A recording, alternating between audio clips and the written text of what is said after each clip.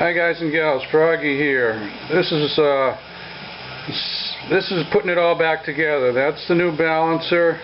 I'm heating it up with some propane, and make sure you put a new seal. There's the old seal over there that I took out. Zooming in on it right there, that black one there is the old seal. Put in a new seal on the front timing, on the front cover, and then put some anti-seize on the crankshaft snout. That'll help you press this on. I've got two bolts ready. I've got the black ARP bolt and then the original bolt. The ARP is a little longer. If you take that washer off, which will go on. Let me turn this here. I gotta turn this so it heats evenly. Hold on. Okay, I'm trying to do 2 or 3 things at once here. The bolt is longer, which will help you get the balancer started. So I'm going to start it with the ARP bolt. Once I get a few threads in there, you want to make sure you don't strip out those threads on your crank. You'll be in a world of hurt. Then I'm going to switch to the old bolt, and then I might go back to the ARP. When I do the final ARP, I'm going to put some red Loctite on the end of it. Also, your car is in gear. It's in 6th gear to put a lot of resistance on, because when you start turning that engine, well, if you don't have it in gear, you'll just spin the engine, you'll spin the whole engine around, which is quite a trick, but you can do it with a big torque wrench. So I'm not going to be able to film while I'm doing this, but I'm giving you the setup. This is the setup, and I'm about ready to try it. Okay, it's on there. I got 235 foot-pounds. I'm going to walk you through it. I wish I could have just let the camera run and showed you the whole thing, but I'm going to give you every detail that I did, so I think this will be useful to you.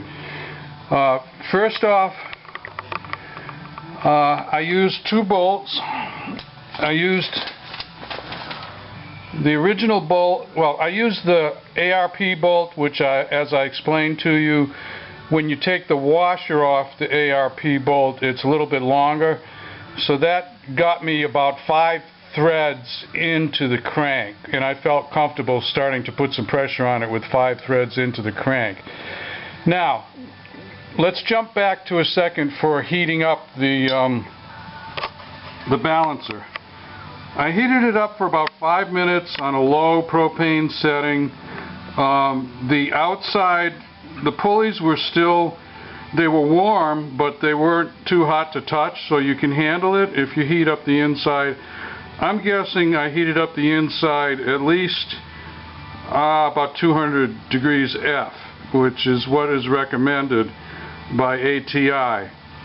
So this is a pretty nice way to do it. I would recommend doing it. Be careful playing with fire. Now once it's heated up, you got to move fast.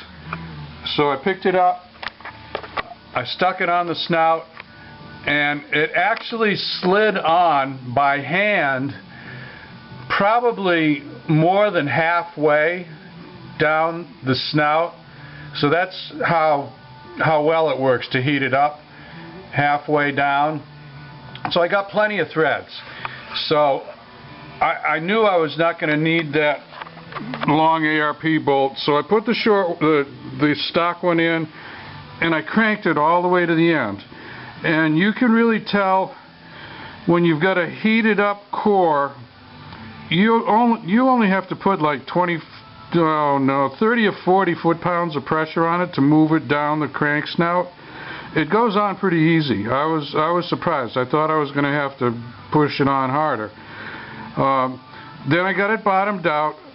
I took out the stock bolt. Now you have to prepare the ARP bolt, and what I mean by that is you got to put red Loctite on the end, about the last 12 threads. Sorry, this is there. Okay, I'm blocking the light here. Let me maybe get out of the way of the light. Yeah, Okay, about 12 threads on the end are all it's doing the work. So put the red Loctite on there, and also on both sides of the ARP washer you want to put some high temp RTV. I guess that prevents seepage or something when the whole thing gets back together and you start running the car. So those two things you do to the bolt. You stick the bolt in there. It's 1 1/16. Hold on, let me get the here we go. That's the socket you're going to need, 1 1/16 for an ARP bolt.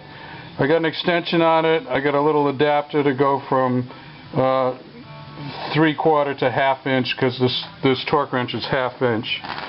And then you've already seated it. It's already bottomed out. Now you're just putting the torque spec on it. So what I did, and maybe I can recreate this a little bit. Yeah, I think I can. Alright, you got your torque wrench on there. I took both my feet and I put them on either side of the lower control arm and the spring for leverage. You follow me? I'm laying underneath the car. My head is on the passenger side wheel area. My feet are towards the driver's side wheel area. Here's my wrench. My feet are up there, and I'm pulling like my life depended on it, on this torque wrench. And I ended up getting 235 foot-pounds, which is like, the ARP bolt said 225, and somewhere else it said 250, so I'm right in the middle of those two, and I've got red Loctite on it, so I don't think this is going to go anywhere. Now, if you ever need to remove this, you're going to have to heat that bolt up, so you'll have to heat it quite a lot, I would say, because to get red Loctite broken loose, I think it takes about 500 degrees F. So I think you're almost going to have the head of that bolt glowing if you need to take it off. Hopefully I won't need to take it off. But anyway, balancer is on. I hope this helps you guys. Now I'm going to take a little well-deserved break here, and then I'm going to start thinking about putting the rack back in. Okay? See you later. One other quick note. The car is in 6th gear. You want a real high gear. When I pulled on it to get my torque spec, I could feel the car move a little bit. Mostly I could feel the engine turning, and I could feel the slop in the drive shaft and the rear diff and transmission and everything.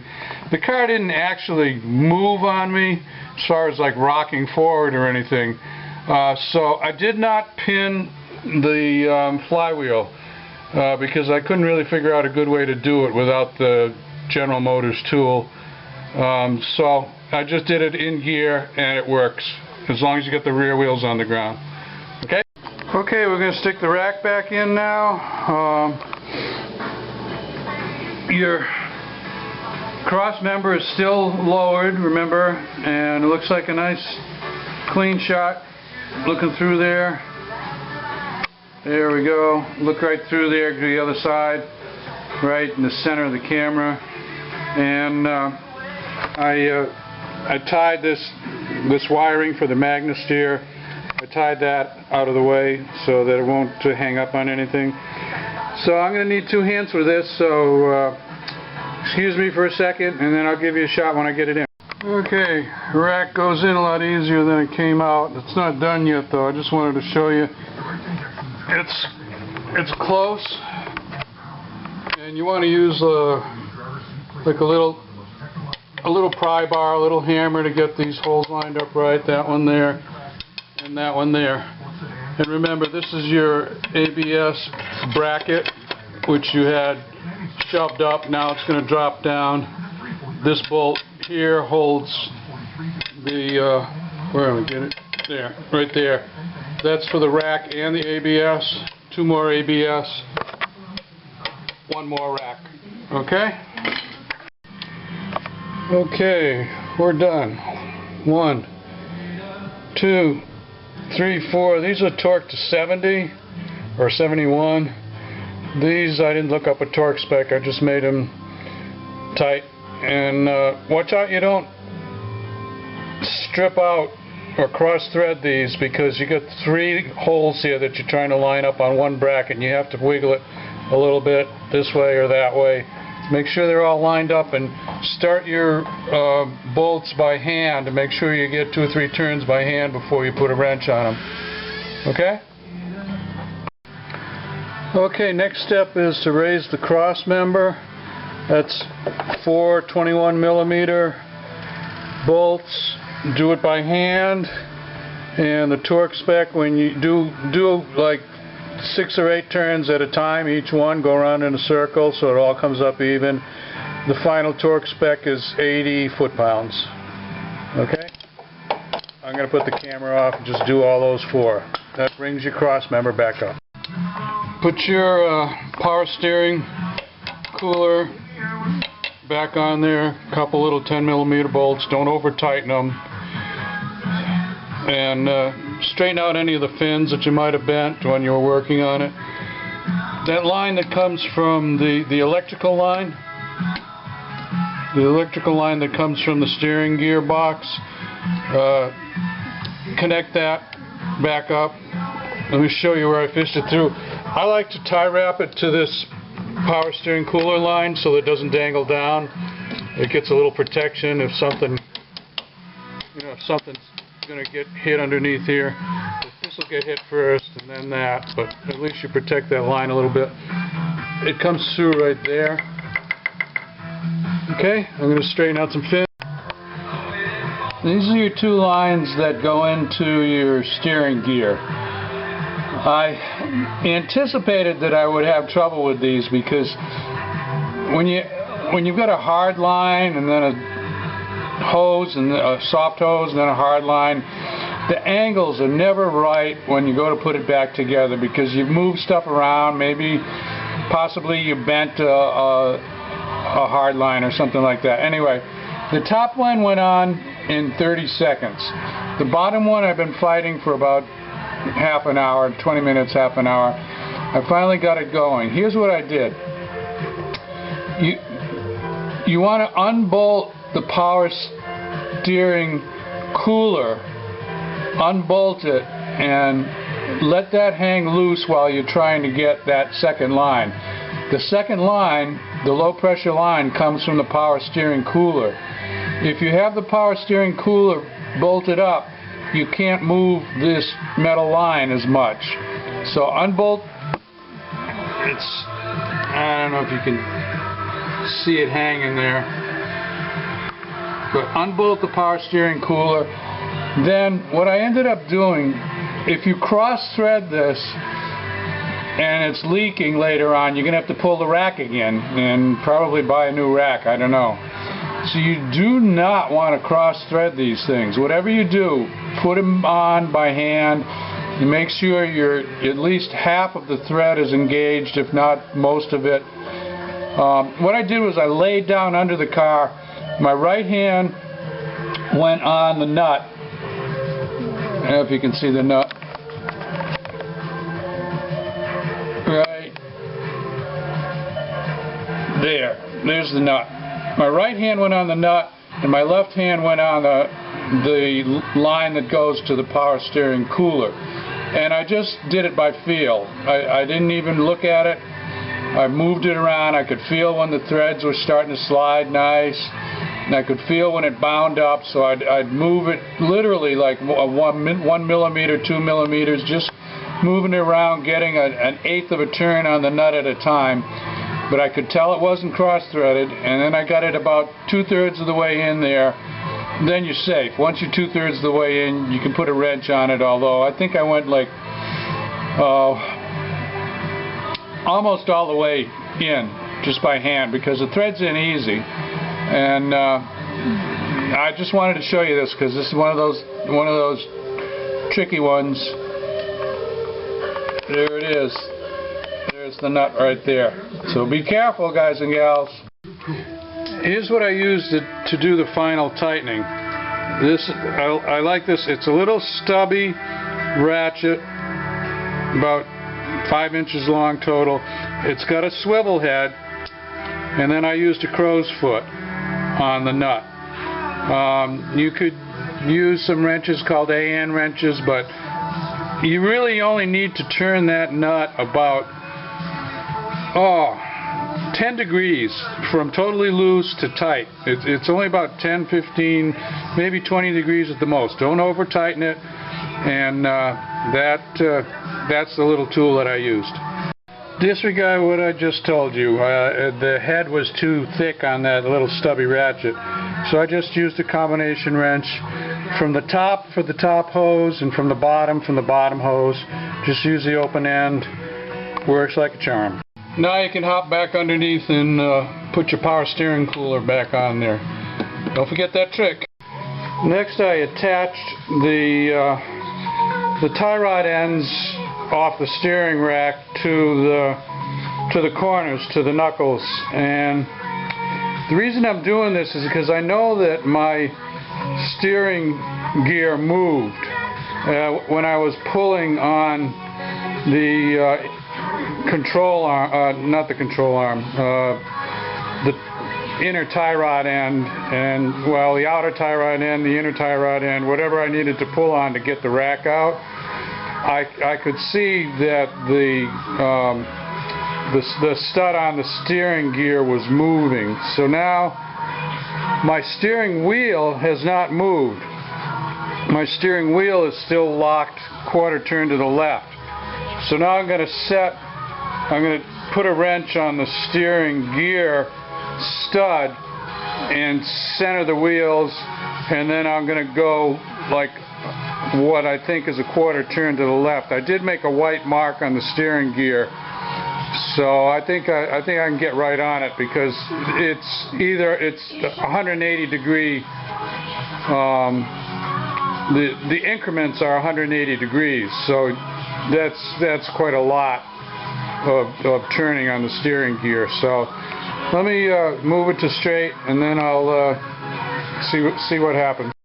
I was going to try to put a wrench on that steering gear stub to move the rack alignment. However, it turns out it's easier just to push and pull on the disc brake. The whole thing will spin. As you push and pull on this, it spins that stub that's right in the center of the frame there, behind the pipes, behind the brake line pipes. And I don't know if you can see my white mark there.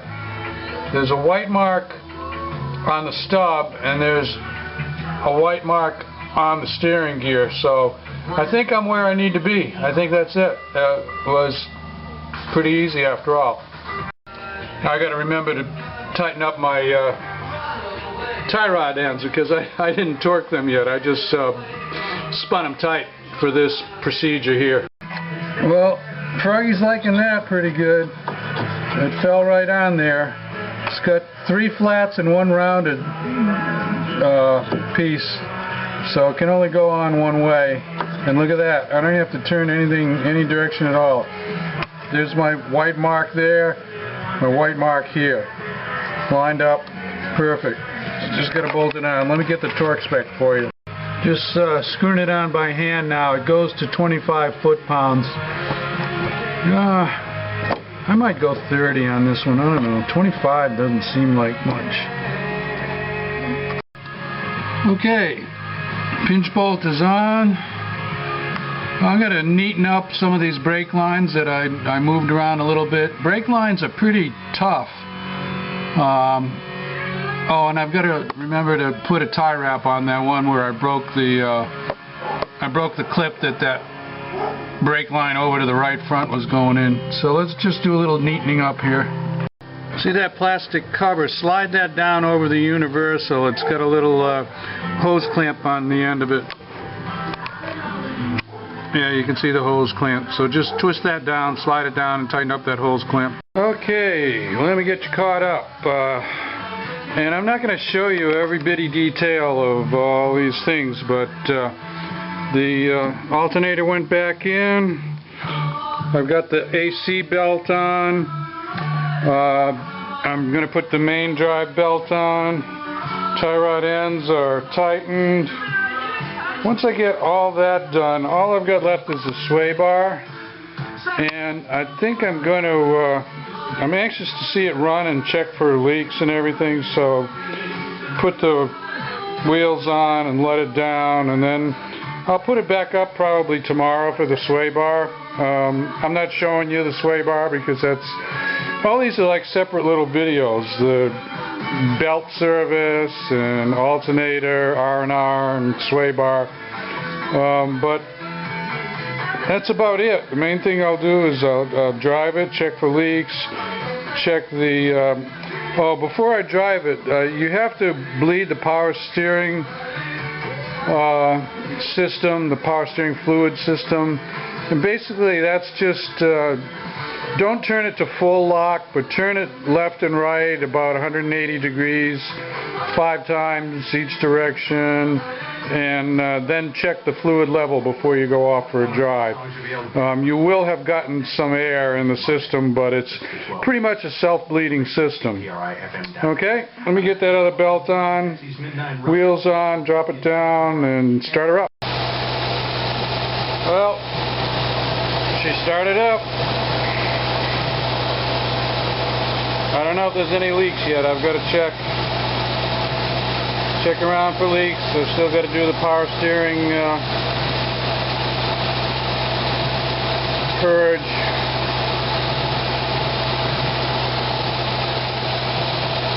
Belts are good.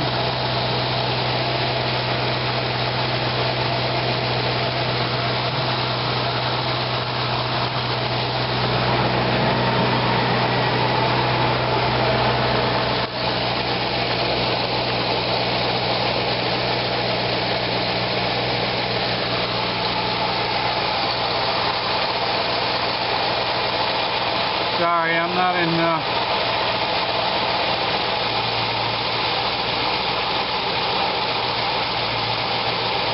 wasn't a very good camera shot, but anyway, I'm going to twist the wheel a few times, turn it to the power steering fluid, and take it for a little spin, I guess.